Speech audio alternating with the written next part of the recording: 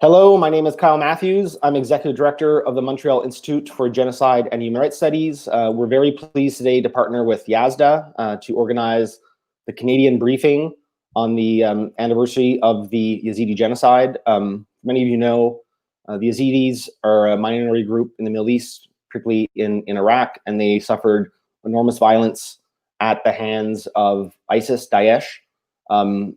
Canada played a leadership role in helping defeat ISIS Daesh. We also had quite a few Yazidi refugees resettled to Canada, and we're grappling with the issue of how to bring ISIS fighters, Canadian ISIS fighters, to bring them, hold them to account for the atrocity crimes they committed. So this is a very important issue that I'm very glad today to be working with Yazda to discuss what's happening on the ground and what we can do to bring these people to justice.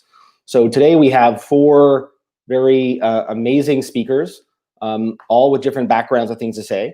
Our first speaker is Ahmed Shahid. Ahmed is the UN Special Rapporteur on freedom of religion or belief. Ahmed, thank you for joining us. Our second speaker is Natia Navrouzov. She works for Yazda. Natia will speak on the current status of efforts to bring ISIS fighters to justice for the genocide of the Yazidi people. Followed by Natia, we have Hala safel. Hala is a Yazidi survivor from the Yazidi Survivor Network. Hala is a Yazidi activist and survivor based in Iraq. She will deliver testimony today and discuss the situation affecting the Yazidi community today. And last but not least, we have the great pleasure to have Nicolette Waldman join us today. Nicolette works for Amnesty International, and she will speak on a recently released report for Amnesty International centering the challenge and risk faced by Yazidi child survivors of ISIS captivity. So we have three very important voices joining us here speaking to the Canadian community. And I would like now to ask Ahmed to take the floor and give us his opening comments. Ahmed, the floor is yours. Thank you, Kyle. Good morning, good afternoon, honorable senators, honorable members, and other participants. Thank you, Yazda and MIGS, for inviting me to this important briefing today. And I'm delighted to meet the chair and the co-panelists at this briefing. The systematic violence against Yazidis in Syria and Iraq from August 2014 was determined by the Independent International Commission of Inquiry on the Syrian Arab Republic as amounting to genocide and multiple crimes against humanity and war crimes against Yazidis. These are the most serious crimes that humans can commit and should therefore be treated with the utmost of concern. 6 years down the track, although some efforts are being made to address these issues, there are many serious concerns, unresolved issues, and continuing and escalating violations. In 2017, an investigative team was established in order to collect evidence of ISIS crimes in Iraq, and last year began exhuming the 202 plus graves that are known. Another mass grave containing 600 bodies was uncovered just last month. Yet for many of the victims of the genocide, there has been no justice. Iraq is not a member of the International Criminal Court and remains reluctant to have international judges involved in the trials against ISIS members. There have been some trials of ISIS fighters in countries including Germany this year, but these are exceptional. The Iraqi government could enter into a treaty with the UN, or there could be international tribunal to which the Iraqis could agree to transfer those responsible for these crimes, but this has not come to pass. In the years since, as many as 6,000 women and girls as young as 9 were sold into slavery, raped, and forced into marriage. An estimated 3,000 to 4,000 Yazidis, including women and children, are missing or still under ISIS control. Women forced to marry ISIS fighters and children sold into slavery are still struggling with psychological wounds, including post-traumatic stress disorder, as a result of their experiences. I look forward to hearing from our colleague from Amnesty International talk more about this today. The Dutch government has partnered with Yazda to provide a range of services, including psychosocial, legal, medical, and employment support to Yazidi survivors of sexual and gender-based violence in Tahuk province in Kurdistan. Under the initiative Pathways for Yazidi Refugees Resettlement outside of Iraq and Syria in countries including Canada and Germany were enabled first through UNHCR in 2014-15 and a further reception program for Yazidis from Iraq was announced by Germany last year, as the numbers of Yazidis accepted for asylum in the country had been dropping, as is the case in other countries as well. 250,000 Yazidis remain displaced as of today. Although more than half of those displaced have reportedly returned to northern Iraq, many of those displaced fear returning to their ancestral lands due to the fear of the lack of protection from further persecution and violence. Some of the same people who aided in their targeting during the genocide remain in these lands, making reintegration difficult. Stigma remains for those returning, who are additionally faced with having to rebuild their lives with little assistance. In situations of displacement, women and girls are most exposed to adversity, including heightened risk of gender-based violence, and are most vulnerable to numerous challenges, including extreme poverty and lack of access to basic infrastructure and services. In addition to significant barriers that remain in securing adequate housing and amenities for those wishing to return, violence and land grabbing in Iraq has escalated again in the second half of last year, despite the declared victory over ISIS. In Syria, the Independent Commission has reported Yazidi women and children having to flee again from renewed violence. For example, in October last year, that involved the Syrian National Army fighters. During the current COVID-19 pandemic, ISIS militants have been exploiting the diversion of the government's attention and resources to again attack civilians, including Yazidis and other religious groups, and their infrastructure, and to grab land. Many faith-based communities in northern Iraq rely on the land to feed themselves, a resource particularly important during the current pandemic. There is much to do at the national, international level. I encourage all to keep pressing for, ensuring that the stigmatizing of and misperception of Yazidis are addressed amongst the new generations through the education system is important. Iraq's public school curriculum does not recognize Yazidi history or culture, which has helped fuel the spread of misinformation and slander about Yazidis. Initiatives such as the virtual reality and immersive exhibition experience, Nobody's Listening, helps bring to life the lived reality for Yazidis through a new medium that helps to pay tribute to survivors and give a space where they can be heard. Finally, I also welcome EDMA, the Yazidi Survivors Network, as an important initiative for supporting and empowering survivors of genocide. It's also crucial for enabling survivors to work together, keeping the pressure on international bodies and states to bring the perpetrators of genocide to justice, prevent future genocides, and assist in the rebuilding of safe communities with the necessary infrastructure and services to those who wish to return. Thank you for inviting me to join this briefing. Thank you, Ahmed, for the comprehensive overview of the situation and what the UN is doing to try to bring justice to the Yazidis. I would now like to ask Natia Navrouzov to now take the floor and deliver her opening comments. Natia? Thank you, Kyle. Thank you. So yeah, I really warmly wanted to thank the Montreal Institute for Genocide and Human Rights Studies to co-host this important event with Yazda to commemorate the 6th anniversary of the Yazidi genocide. As Kyle just said, my name is Natia Navrouzov, and I'm an international lawyer. I'm currently heading Yazda's documentation project in Iraq. I know that I have a limited time, and I have divided my presentation in 3 parts. The first question that I really want to start by addressing is, who are the Yazidis? So most of us didn't know most of you didn't know the Yazidis before the August attacks in 2014. I personally was a student when the genocide happened, and I remember that the first question asked by the international community, asked by governments, medias, was, who are the Yazidis? As a Yazidi myself, I was used to that question actually, because I heard it a lot from my friends, from my professors. But at that precise moment, it made me very, very angry, because I really thought it's not the moment to ask who are the Yazidis, but it's very urgent to help them, because they are going through a genocide at this very precise moment. With time, I understood that it's our duty as Yazidis and also non-Yazidis to raise awareness about this community, which was really unknown before the recent genocide.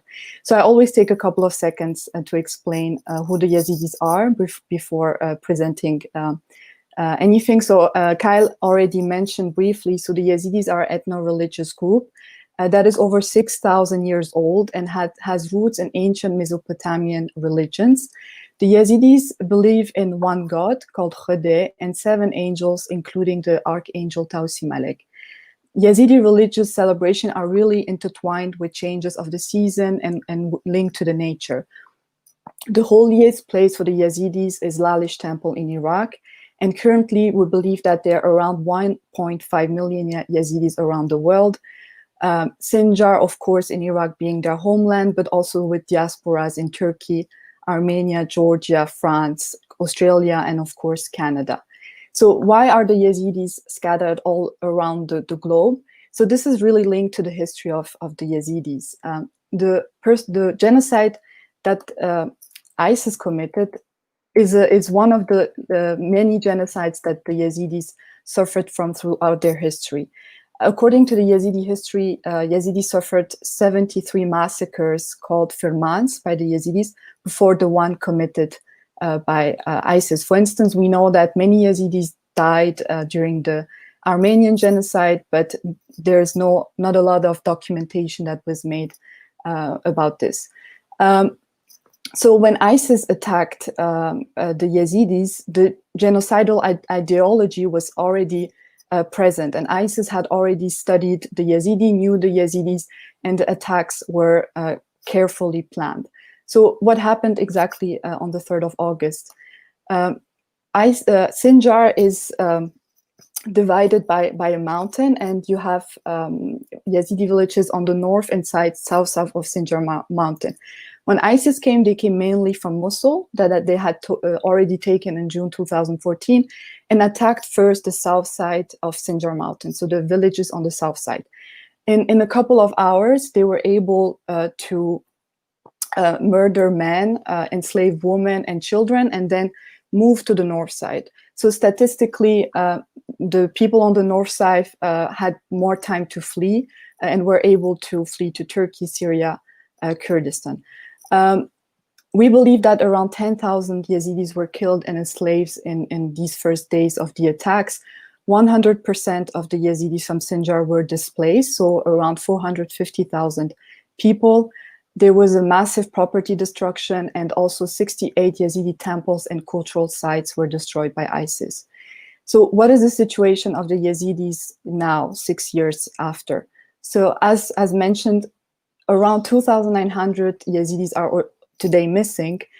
Sinjar is full of mass graves. We have ourselves documented over 70 mass graves, and only 100 Yazidis have returned to their areas. 250,000 Yazidis still live in IDP camps, including my colleague Hala, who will speak to you after me. And around 100,000 Yazidis have left Iraq, we believe for good, to resettle to Germany, France, Australia, and Canada. So it's in this context of August 2014 that Yazda was created. Yazda was created by Yazidis from the diaspora, mainly in the US, who basically went to the White House and asked them to launch airstrikes on ISIS because they had encircled Yazidis who were trapped on Sinjar mountain without any water, without any food, without basically no options left. The two options were going down off the mountain and being captured by ISIS, or stay on the mountain and basically die because of no water and food. The US government accepted, and we know that airstrikes opened a safe corridor and Yazidis were able to escape.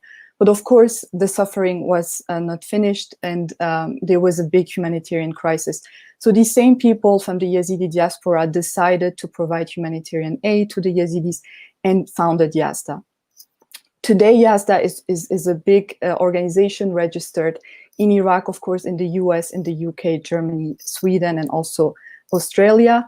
We have offices in Baghdad, Bashika, Duhok, Sinjar in Iraq, and we have over 70 employees, hundreds of volunteers around the world that I really want to thank for all their support. And we really provide long-term humanitarian help. We try to have a holistic approach, meaning that we really try to help survivors in the different fields of their life. So we provide them with case management support, especially for survivors who come back from captivity. We make sure to take them to the doctors. We make sure that they are able to do their documentation again, because when fleeing ISIS, of course, they were not able to keep their IDs. We also have livelihood projects. We help survivors to set up businesses if they want to, education projects in Sinjar, and also a mobile medical unit, which is going from village to village in Sinjar to provide medical assistance to people who are not able to go to the hospitals, who have simply no money to do so. So this is a quick overview about how Yazda was created and which context and what Yazda is doing. I really want to take the remaining time to focus on one precise project that Yazda is carrying out, which is the documentation project, and this is really the project I'm currently heading. So the documentation project aims to gather evidence on the crimes that were committed by ISIS against the Yazidis since August 2014. So how did this project started and when? So shortly after the Sinjar attacks in August 2014, Yazidi survivors started to come back from captivity. Some of them were already able to come back around September, October of that same year. When they came back, one of the first desires that they had was to tell their stories, because what had happened to them was so traumatizing and so unbelievable that they really wanted to tell their stories.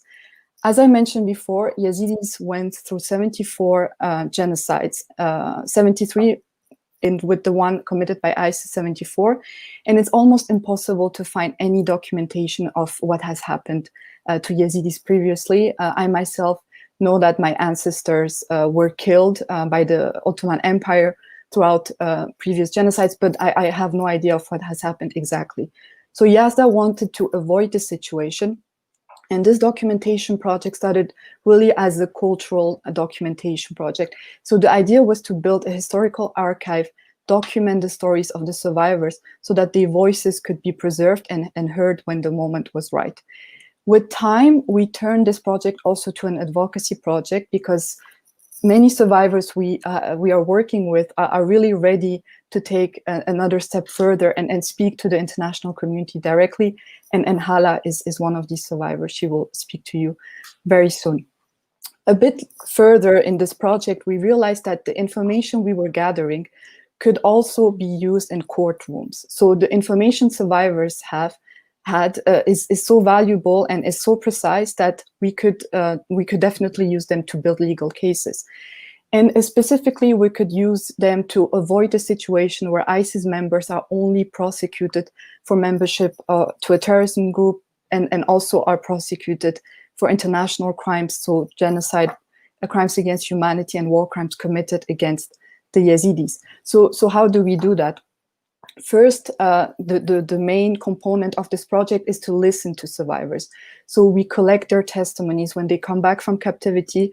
We give them some space. As I said, we have other projects that are there to help them with their basic needs. And once they're ready, and if they wish so, they can speak to us about their stories. We record that story, and then we analyze it, and we see how to provide it to war crime units, etc. We have collected now over 1,800 ISIS survivors' testimonies. And I would say the main strength of Yazda is that people really trust us. People really trust us because we have been there from the beginning, and also because we keep information confidential when survivors wish so. Another big part of the documentation work is to document the crime scenes. So as I mentioned before, Sinjar is full of mass graves. We have ourselves documented over 70 mass graves. We have published 2 reports on this, one in 2016 and one in 2018. We also have documented the destruction of Yazidi cultural heritage. So as I mentioned before, ISIS destroyed 68 Yazidi temples and cultural sites, and we were able to document 24 of them. The other ones were not accessible, but we hope that we can do that in the future. We also collect information on open sources. As you know, ISIS left a lot of trace on internet. through propaganda, videos, pictures, etc., but also its members bragging online about the crimes they have committed, especially against Yazidis, buying, selling women, etc. So once all this information is collected, what do we do with that? I have already briefly touched to it. So the first recipient of our information currently is UNITAD. So as previously mentioned, it's the UN investigative team that was created by UN Security Resolution 2379 and is currently operating in Iraq. So we have concluded an MOU with UNITAD and we share regularly information with them. The second recipient of our information are national war crime units and prosecutors' offices. And we have established, especially through our legal counsel, which is Ms. Amal Clooney, a really good relationship with many of these war crime units. So last point, are we successful in what we're doing?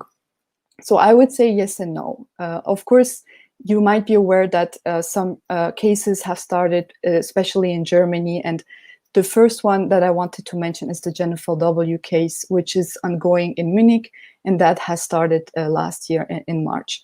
So just to give you a brief background about this case, it's about a German national who joined ISIS and married an Iraqi ISIS member in Syria and then moved to Iraq with him. While they were living in Iraq under ISIS occupation, they had in their household a Yazidi mother and her little child, a Yazidi girl who was 5 years old. And one day, Jennifer W.'s husband chained the little Yazidi girl under the sun for hours, which led to her death. And Jennifer didn't do anything to prevent that. So when ISIS started to lose its territory, Jennifer tried to return to Germany and was arrested. And at that time, the German authorities didn't have much information about her, so had to let her walk, but she was under surveillance.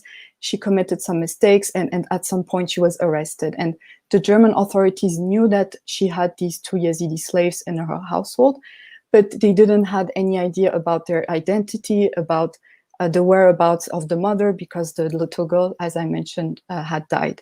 So when we were made aware of this case, our documentation project, as I mentioned, we have here the stories of over 1,800 Yazidi survivors. Our documentation project was able to identify the mother of this little girl and basically to put her in touch with the German authorities, with our legal counsel, Amal Clooney, and help her to join the proceeding in Germany, which she agreed to do. And as I said, the case is still ongoing. Another case I really quickly wanted to mention, and which is really important because it's the first case that is prosecuting an ISIS member for genocide committed against the Yazidis. It's the Taha AG case, and it is linked to the Jennifer W. case because Taha AG was the husband of Jennifer, so he is the one who chained that little girl under the sun, which led to her death. So he was also arrested, and he is also currently under prosecution in Frankfurt this time, and the mother again joined the proceeding and is represented by Ms. Amal Clooney.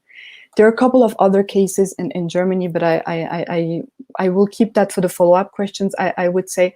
And then there are some ongoing investigations in France that I quickly wanted to mention. One is the Lafarge case. One is the Sabri Essid investigation. So Sabri Essid is a French national who committed crimes against Yazidis and who is now investigated for crimes against humanity and genocide. And again, Yazda was able to identify one of the victims of this person. I don't know if you have saw in the news, but 4 days ago, it was announced that Germany and France were opening investigations against a German national in German, so a woman called Nurten J, who is also accused of being involved in crimes against Yazidis, and in France against Nabil J, who is also accused of genocide and crimes against humanity against the Yazidis. So just to summarize these cases, we have currently 0 convictions, 4 ongoing trials, 3 against German ISIS female members, one against an Iraqi ISIS member, and a couple of investigations. On the other hand, we know that around 40,000 foreign fighters from 110 countries have traveled to Syria and joined ISIS. Many of them were from Western countries, some from Canada. And around 800 foreign fighters are currently detained by the SDF, so Syrian Democratic Forces in northeast Syria, which keeps calling the international community to help them in this unbearable situation, because they are simply not able to keep these ISIS fighters for too long. And as mentioned with the COVID situation, things get really, really worse. So I will just wrap up, and I know that I'm a bit over time. From our perspective, we understand that it's very difficult to deal with the ISIS situation, especially with the returnees. But we also believe that ISIS is a global problem. It's not just an Iraqi and a Syrian one. We therefore have to find a global solution for prosecution. Prosecute an ISIS member is not easy, but it's not impossible. And Yazda has shown it in the German cases by providing the evidence that the German authorities were missing simply because they were not able to go to Iraq to investigate. I think that we owe the Yazidi community to the survivors, to Hala, who will be speaking after me, and to the humanity to at least try to find the evidence. I hope that I give you a little bit of hope by showing that evidence is actually collected by local NGOs such as Yazda and can be used. I want to finish with the quote of a Yazidi survivor who was brave enough to share her story with us, and I hope that it will make us a little bit more brave too. So this survivor told us, thousands of Islamic State members were captured and thousands of survivors can testify against them. Yet not much is being done to hold them accountable for the crimes they have committed against us. Even if it hurts me, even if I lose a piece of my soul, every time I tell what has happened to me, I'm ready to repeat my story to the world over and over until justice will be served. Thank you. Thank you very much, Natia. That was important work that you're doing and helping prosecute people as far away as Germany and France. And one thing that jumped out at me, that the numbers, you said 40,000 foreign fighters traveled to Iraq. It's not saying the locals that participated, but 40,000 foreign fighters, and there have been 4 trials and 0 convictions to date. And that's abysmal record. So hopefully we can improve on that. I would now like to invite Hala Safel from the Yazidi Survivors Network, and she will also be joined by Vian Darwish, who's her translator. So we're going to ask both of you, we're going to put you up on the screen now, and we'll ask you, Hala, to tell us a bit about your experiences in the work that you're doing now. أنا أمين هو سؤالي شكل سر تجارب دا قد قاعد تسببكيش مرة بيجي.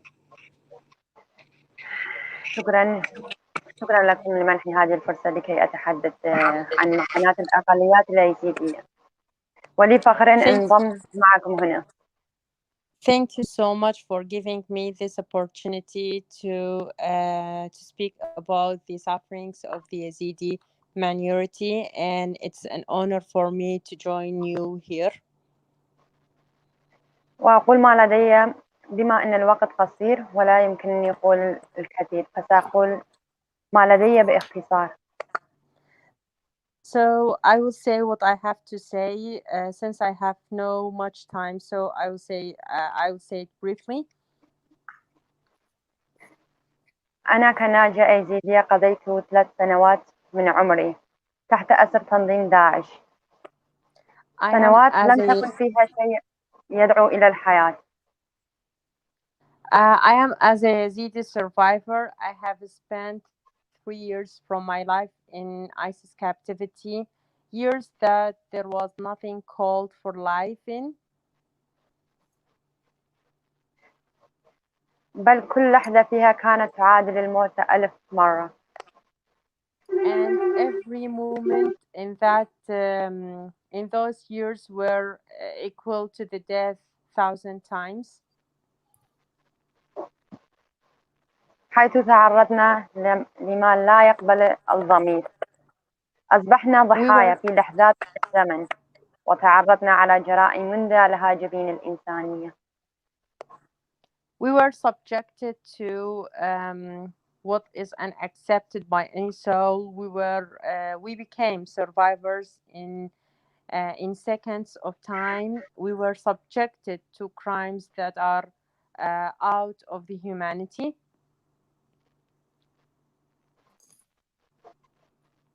لا توجد عائلة واحدة من مناطقنا سلمت من شر هذه الإبادة.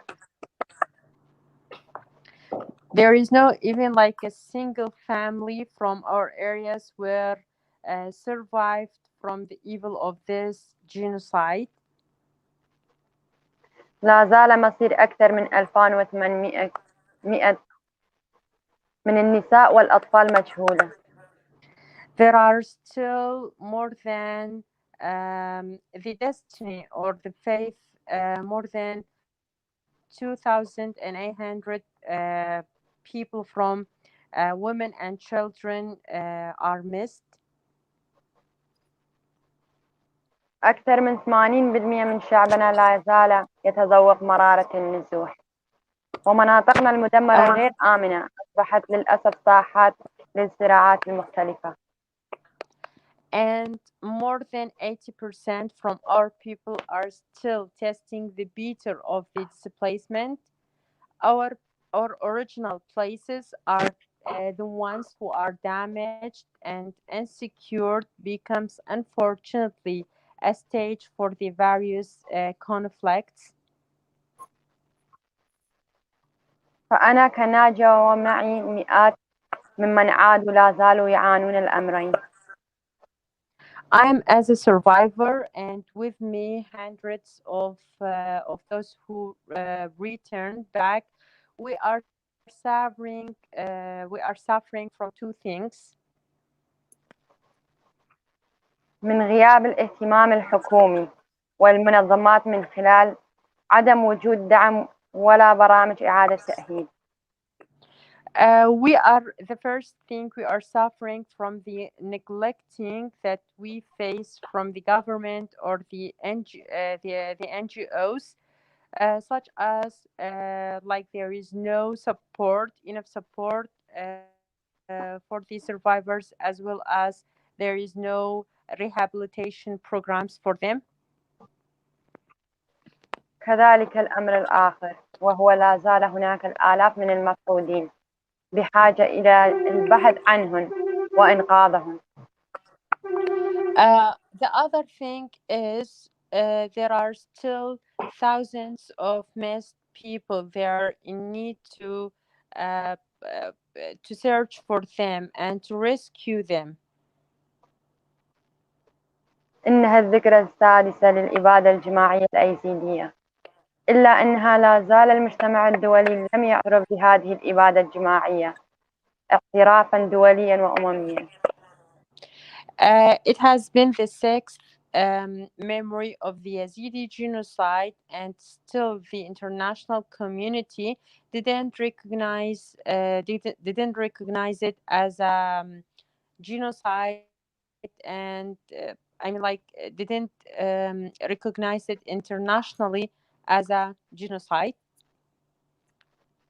وهنا أود أن أذكركم على أمر آخر، وهو رجوع قسم من العوائل إلى سنجار في الفترة الحالية.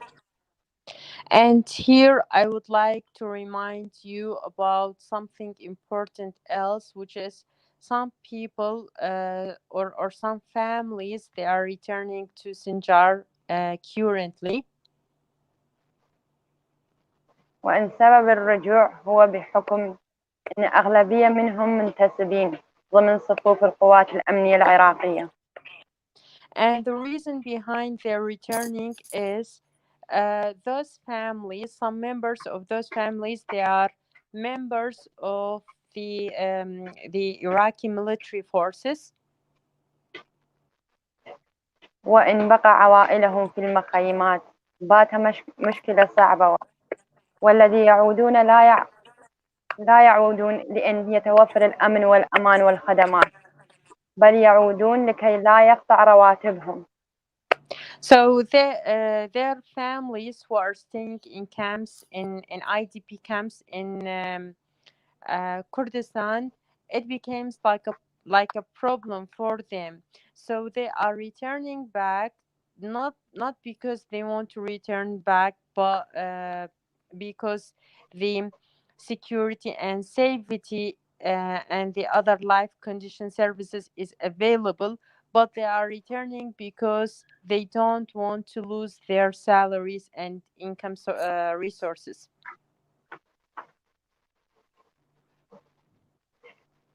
لأن يصعب عليهم الدخول إلى كردستان، أو بالأحرى أنهم ينامون على الأرصفة ليالي.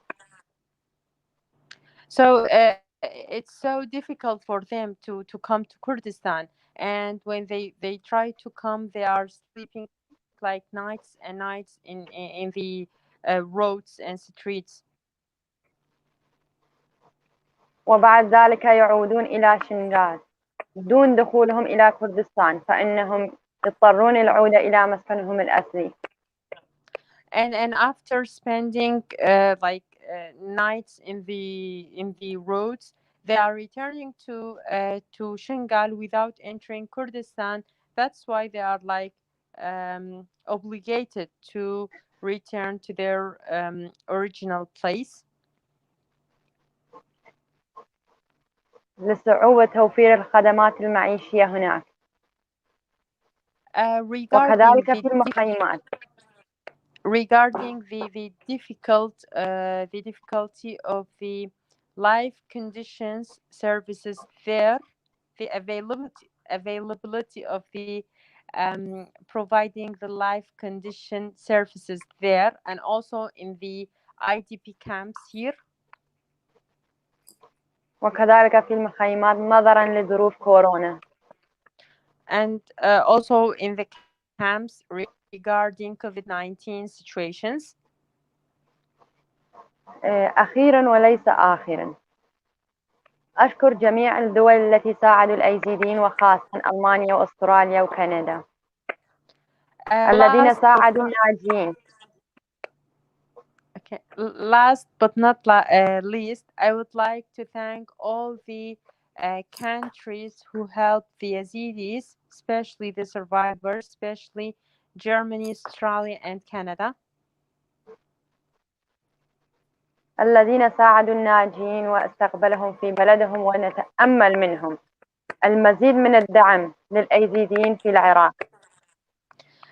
Those countries who opened their doors for the survivors and received them in their countries. So I'm thanking them, and I'm hoping from them the more. I hope they support the Yazidis people in Iraq more. وهنا أوجه رسالتي. مضت 6 سنوات.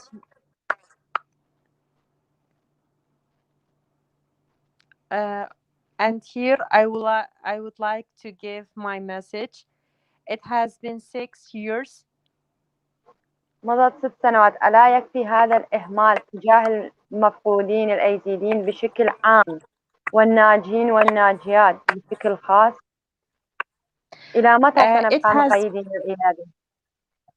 It has been 6 years, and it is not the time to end of this neglecting towards the Yazidi component generally, and the survivors and the missed people especially, until when we will stay like this, doing nothing. يعني إلى متى سنبقى مقيدين الأيادي؟ وشكرا يعني على الاستماع. So until when we will stay like this, doing nothing, and thank you so much for listening to me, for your hearing. Thank you for joining us. I know your testimony is so important for Canadians. Saying your testimony is very important for Canadians to hear about, and I have many comments here saying thank you for your courage, for speaking up as a survivor and an activist We hope that people listening will get more engaged and make sure the Canadian government gives further support to the Yazidi community and the work that you're doing. I would now like to ask Nicolette of Amnesty International to take the floor and talk about the recent report. Nicolette? Great. Thank you so much, Kyle.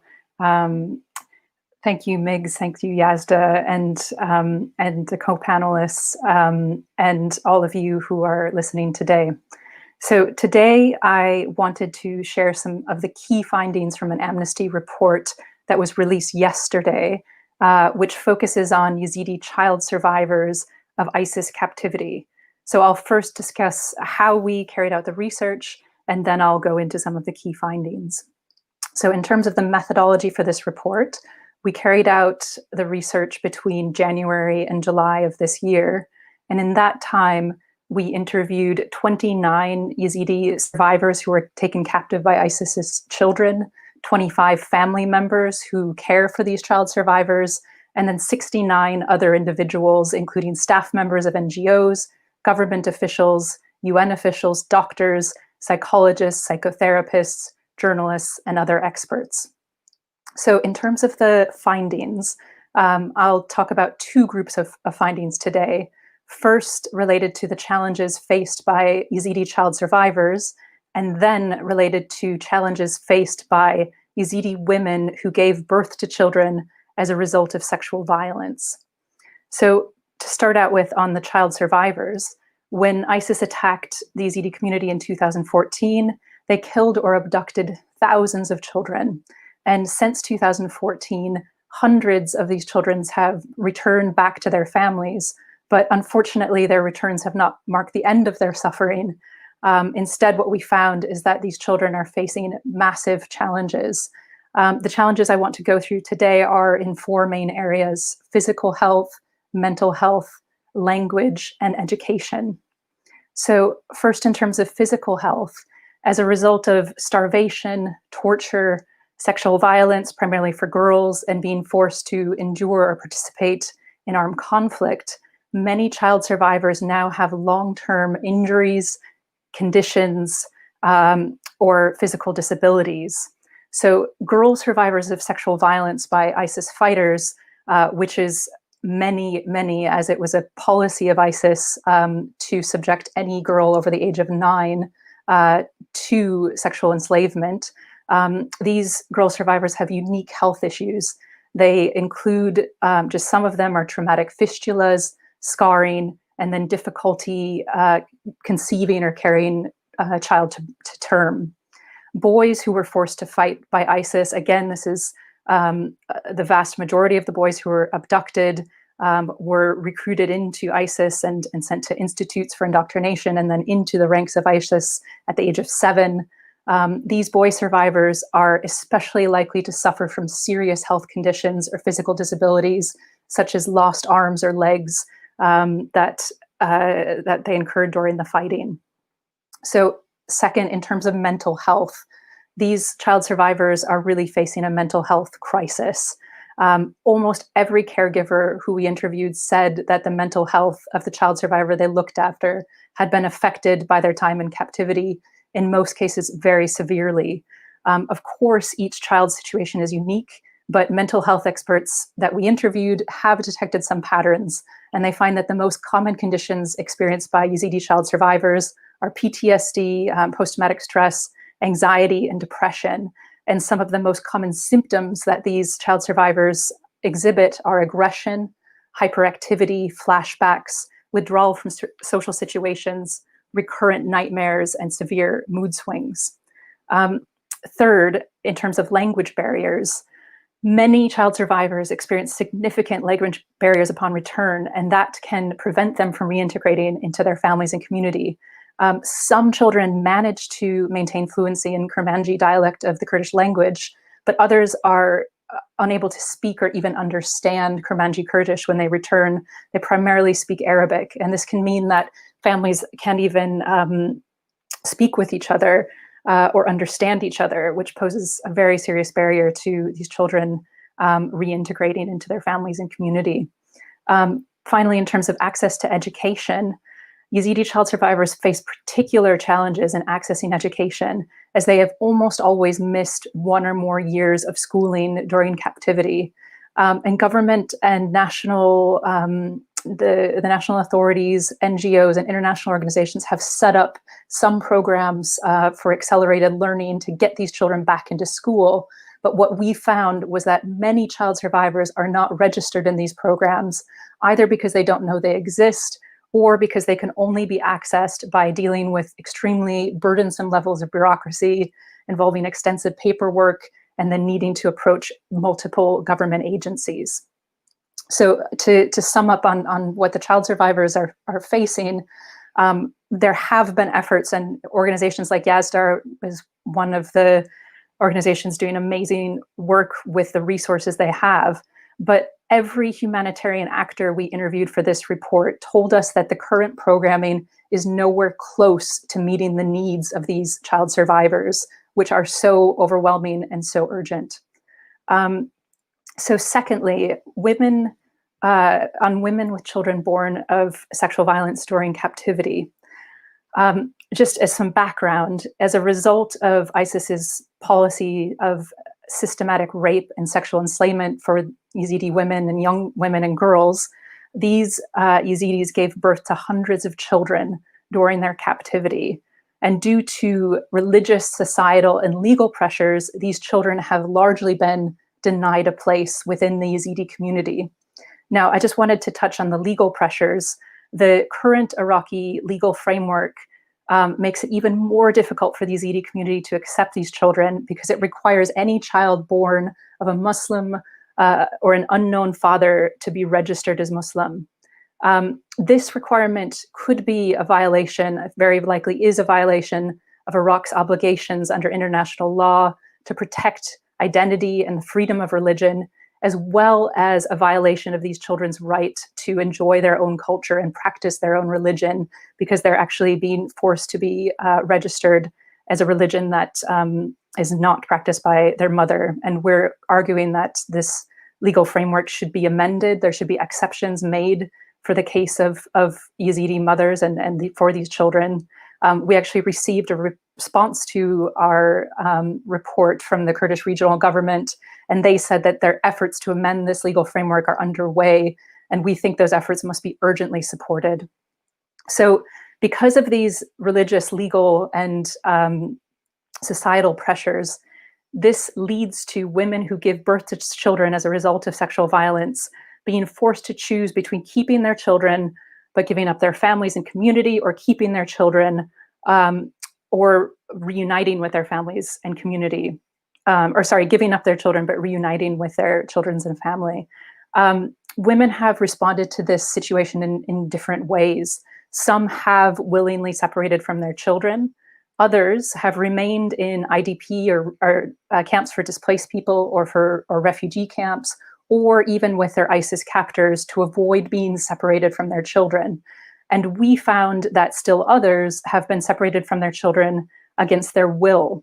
And so this is something I wanted to go into, this forced separation, because this is, to our knowledge, something new that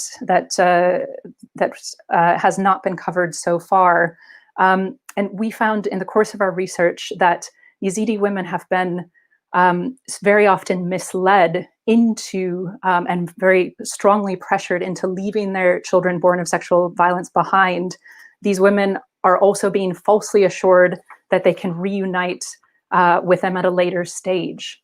So all of the women who we interviewed who were forcibly separated from their children said they did not have access to their children or any way to receive news about them. They also said they were unable to speak with their families or community about their desire to reunite with their children due to fears for their own safety. And every woman we interviewed who had been separated from her child or children born of sexual violence pleaded for the national authorities and international community to act with urgency, as they found their situations completely unbearable. And I just wanted to emphasize that point, that for these women, really it's a day-to-day situation. They're not, we're not talking about months they can wait or years, but for them, the agony they're facing really is a matter of survival each day. And out of the women we interviewed, I think there was the majority of them had attempted to commit suicide either once or multiple times. So in terms of our recommendations, finally, we're calling on the national authorities and international community to provide substantial funding for programs and reparation schemes that address the health, psychosocial, educational, and other needs of Yazidi child survivors. And in this point, we're also calling on the national authorities. They have a bill that's under discussion in the Iraqi parliament now that addresses the reparations for female Yazidi survivors of ISIS violations, but it actually doesn't even include children as beneficiaries of those reparations. So that's a major goal. It would be to just include these children as victims of ISIS crimes in this national legislation. Second, we're calling on the national authorities and an international community to assist Yazidi women with children born of sexual violence to reunite with their children, if that is their preference, and to prevent any future separation of these women and children. And then finally, to prioritize and fast track Yazidi women and children born of sexual violence for resettlement or humanitarian location in third countries, because they have no way to live in safety in Iraq. And again, that is just for those women who wish to do so. So thank you so much, and looking forward to questions. Thank you very much, Nicolette. So we have about 12, 13 minutes left for questions. There's a few coming in from the audience. One is from Alan Jeffrey, who's a friend of our institute, a former UN staff member who worked in Iraq. And he says, aside from the UN's efforts, UNITAD, to assist Iraq in gathering of evidence in order to document the massacre of the Yazidi community, what member states of the international community, in addition to Germany, are helping strengthen this process, leading potentially to additional prosecutions? Does anyone, any one of our guests know about this or would like to make a comment? If so, you'd have to make sure that you're not muted. Kyle, sorry, could you repeat the question? It says, aside from the UN effort, i.e. UNITAD, to assist Iraq in the gathering of evidence in order to document the massacre of the Yazidi community, what member states, it's on the bottom here, what member states of the international community, in addition to Germany, are helping to strengthen this process? Does anyone know, besides Germany and helping the UN, are taking up and showing leadership in this case? I think I have mentioned some efforts in France. So there's the Lafarge case, there's the Sabri Essid case, and also a few days ago, another French member was indicted for crimes against humanity, genocide. The problem with these two cases, so the Sabri Essid and this new one, is that the ISIS members are missing. They are believed to be dead, one of them at least, but under French law, you can still prosecute them until you don't get the clear evidence that they're really deceased. But besides Germany, which I think is really, really taking the lead, and also in terms of the amount of information they have gathered, I always advise war crime units that get in touch with us to also speak to the German war crime units to share information. But yeah, besides Germany, France, I think we receive requests also from the Dutch war crime unit, and we also had requests from other war crime units. But there's yeah, it's pretty scattered, and I also wanted to mention the Genocide Network. It's a collaboration of war crime units and prosecutors that are regularly meeting to share information. This is really the example I have. But in terms of going to Iraq, gathering their evidence, this is really UNITAD's job. And I also wanted to mention that UNITAD is a great mechanism that gathers evidence, but UNITAD is a half job done, because what will happen after UNITAD, when UNITAD will have collected all that evidence, what will happen with that? I mean, in Iraq, for instance, it's not possible yet to prosecute ISIS members for crimes against humanity and genocide and war crimes. So these are things that states also need to address, in addition, of course, strengthening their process of collecting additional evidence. Thank you, Natia. I have another question here for Ahmed. Ahmed, someone is asking, what can Canada do to support your role as special envoy for religious freedom or belief and support the United Nations in protecting the Yazidis? Thank you. I think in this particular instance, it will be vitally important to ensure that Canada uses its presence in the Human Rights Council and the UN bodies to shed light and more attention on the pressing need to look at accountability issues for the crimes against Yazidis, and also to ensure that the Iraqi government strengthens its own protections with regard to freedom of general belief for Yazidis. We just heard from the Amnesty report that the ongoing practice of forcing children of unknown fathers to be registered as Muslims in this case, a clear violation of 4 rights of the persons in question, especially the mother. And so therefore being able to sort of shed more light on what the Iraqi government is doing is crucial here. So I think the key thing would be to use the universal periodic review process, use the other spaces in the UN mechanism, such as the Council and the General Assembly, to look at these issues. And for my own work, I haven't visited Iraq yet. I haven't done a detailed study of this situation.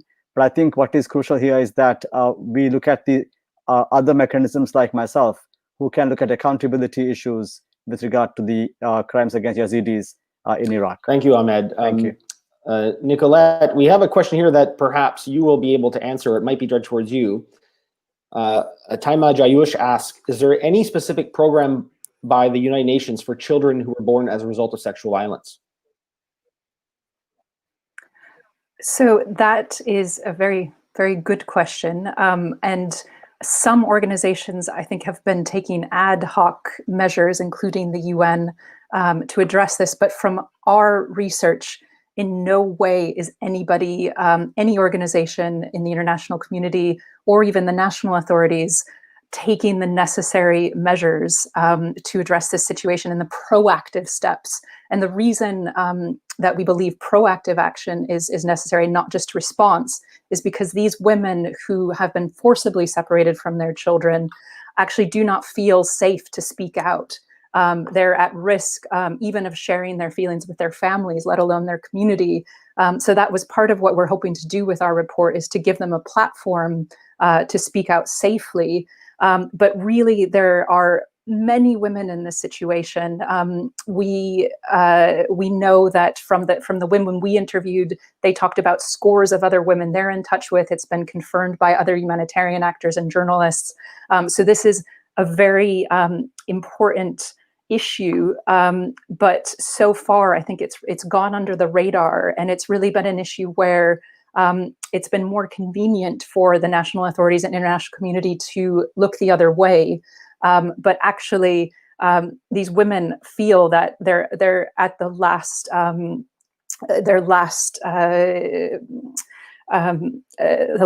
end of their patience. And I've never actually heard, in all of my years as a human rights researcher, I've never heard the urgency that they were speaking about the situation, and just pleading for the international community to act as quickly as it could.